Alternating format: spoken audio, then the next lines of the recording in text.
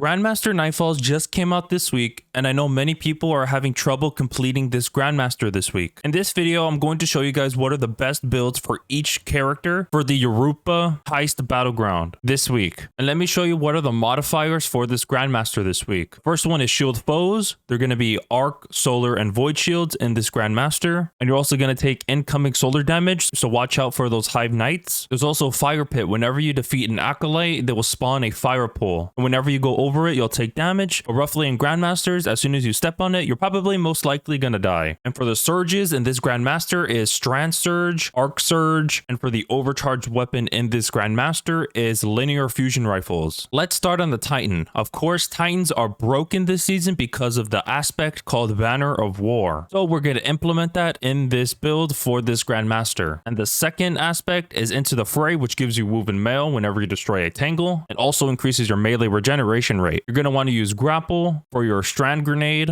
The fragments that you're going to be using are Thread of Warding. Whenever you pick up an Orb of Power, it gives you woven mail. The second one, Thread of Generation. Dealing damage generates grenade energy. The third one is Thread of Fury. Damaging targets with a tangle grants melee energy. And your last one you're going to be using is Thread of Binding. Super final blows emit a suspending burst from the target. But on this one, you can change it as you please. For the weapons, you're going to use Monte Carlo because it would give you tons of melee energy. And plus, it's anti-barrier auto rifle. And those are the champions. So there's going to be anti-barrier champions and also unstoppable champions. And on the energy, you're going to be using any fusion rifle you would like. In this video, I'm using Intuitive Loop because it's arc. And there's also an arc surge, which buffs arc weapons. And same goes for the power weapon. I'm using the hothead, in which case is arc. And I know rocket launchers are very good for end game content. Be sure to put this one on or any other arc rocket launcher you have. And here's what the mods I was using for this build. Of course, you're going to be needing to use this exotic gauntlet, which is called Syntheseps. And as what you can see on screen, here's what mods I was using for this build for the Grandmaster Nightfall Europa Heist Battleground. And for the seasonal artifacts for the Titan,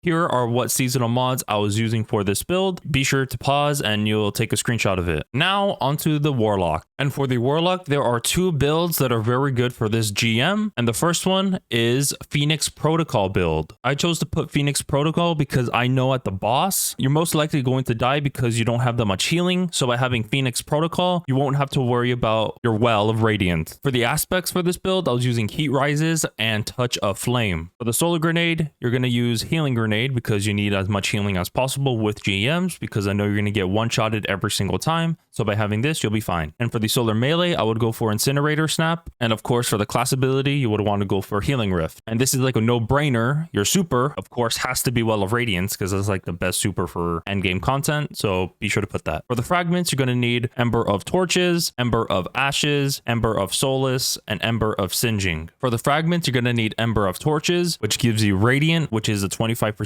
increased damage buff, and also disrupts anti-barrier champions once you have that procced. The next one, Ember of Ashes, you apply more Scorch stacks. Third one, Ember of Solace, it increases your duration for Radiant and Restoration, and which in case we're going to be using that for this build. And the fourth and final one is Ember of Singeing. Your class ability recharges faster when you scorch a target. And for the weapons, I'm using Rufus Fury for my primary because of anti-barrier auto rifle, and same thing for the energy is a fusion because of unstoppable. And for the power weapon, I'm using Gallowhorn to proc Wolfpack rounds, but I know they got like a stealth nerf this season, so I just wanted to put it because it's an exotic. You can change this exotic as you please. These are the seasonal mods that I was using for this Phoenix Protocol build, so be sure to take a screenshot. And here are the mods for this Phoenix Protocol build if you would like to take a screenshot. And now let's head to the second build for the Warlock, and let's just say it's going to benefit for you and your whole teammates with ammo. The second build for the Warlock is the Cenotaph Mask build, which gives you tons of heavy ammo for your teammates and tons of special ammo for you. You're going to have to use a trace rifle, so I do recommend using Divinity or any other trace rifle you would like to give your teammates heavy and give you special ammo. But you will lose the ability to stun unstoppable champions for the weapon, but you can use Incinerator Snap to stun unstoppable champions. And the fragment aspects and abilities for this build is the same thing as the one I just previously talked about. about, so you should be fine with the fragments. On the heavy, I'm using Hothead or Blowout if you would like. And for the auto rifle, I'm still using Rufus Fury.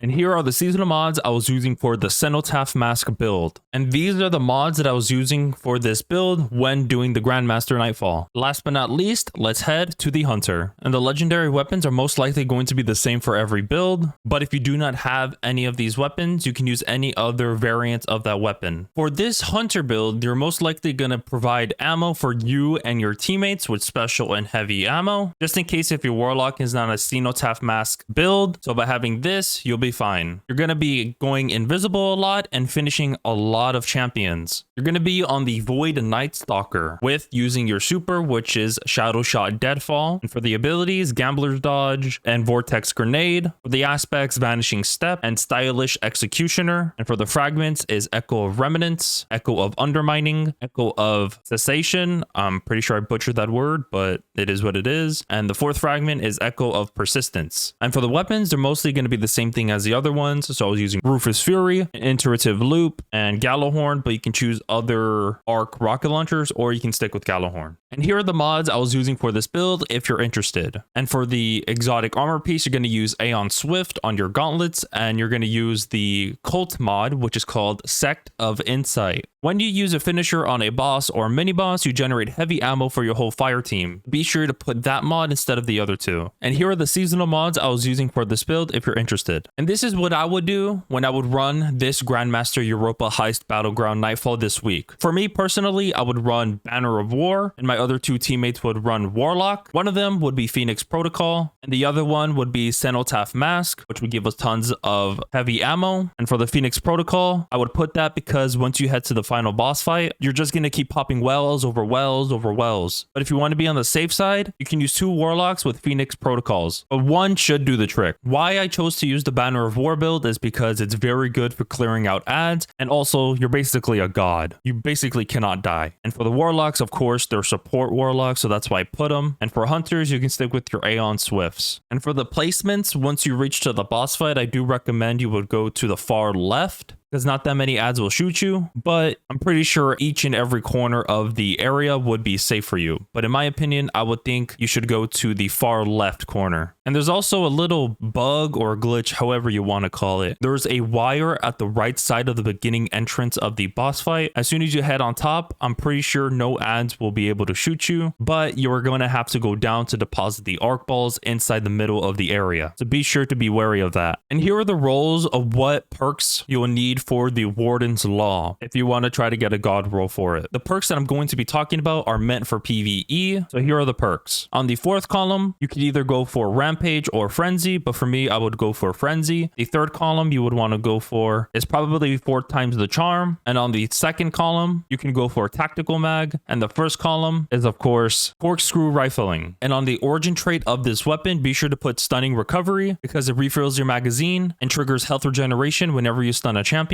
And in this season, there is Overload Hand Cannon. So if you would have that, that would be very good for that weapon. And that's pretty much it. And in this week is double reputation and also double loot. So if you guys like to try out the GMs and hopefully complete it, and I'm pretty sure you guys are, these builds will help you benefit from this weekly Grandmaster Nightfall. And if you guys still need more help, I do stream on Kick. It is kick.com/superapt. If you need help, be sure to hop over there and I wouldn't mind helping you. And if you made it this far into the video, be sure to put Night Stalker in the comment section. If this video helped you and this video was informative, be sure to hit that like button and also subscribe. We are so close to reaching 2,000 subscribers and I would greatly appreciate it. And I hope to see you guys in the next video. Take care everyone, have a good rest of your day, evening, or afternoon, and peace.